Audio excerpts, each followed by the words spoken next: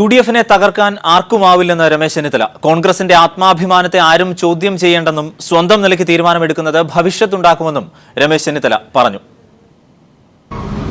കോൺഗ്രസിന്റെ ആത്മാഭിമാനത്തെ വെല്ലുവിളിക്കാൻ ആരെയും അനുവദിക്കുകയില്ല എന്ന് പറയാൻ ആഗ്രഹിക്കുന്നു.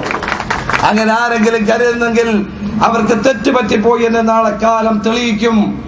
ഇന്ത്യൻ നാഷണൽ കോൺഗ്രസ് കേരളത്തിലെയും ഇന്ത്യയിലെയും ഏറ്റവും വലിയ രാഷ്ട്രീയ പ്രസ്ഥാനമാണ്. ഇന്ത്യൻ നാഷണൽ കോൺഗ്രസ് ദേശീയ തലത്തിൽ ഒരു തിരിച്ചുവരവിന്റെ പാതയിലാണ്.